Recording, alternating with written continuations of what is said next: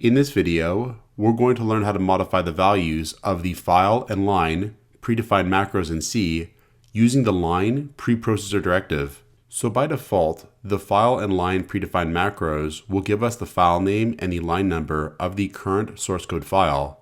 We typically use them to output error messages, so that way we know where in the original source code the error took place in terms of the file name and the line number.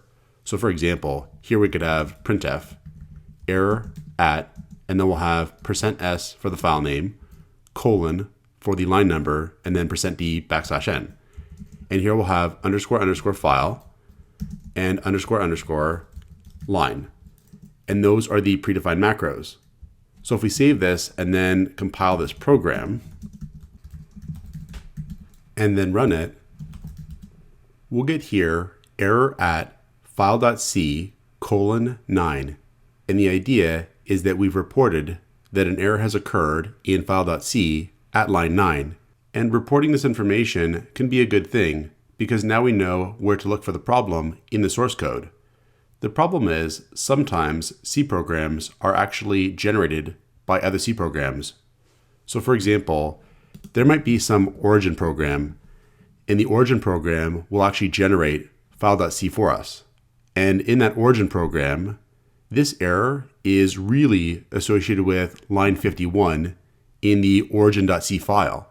So if for debugging purposes, we would like to connect and associate this error with the original source code that we've written and not the generated source code, it would be helpful if we could redefine file and line. And we can do that using the line directive. So up here, we can have # line, and then we'll have 51 for the line number, and in double quotes here, we'll have origin.c. And this will modify __ line __ to be 51, and __ file __ to be origin.c. So we'll save our program and recompile it and test it out. And now we get error at origin.c line 51. Now we can actually leave out the file name, and then this directive will only affect the line number. So for example, we could delete the file name here and save our program, recompile it, and test it out. And now we get error at file.c at line 51. And this time, only the line predefined macro was affected. Now the line macro will actually continue to increment from this new value.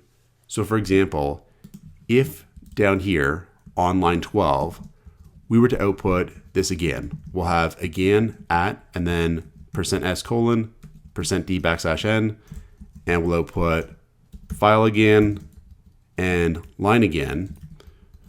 We're going to find that line is incremented by 2.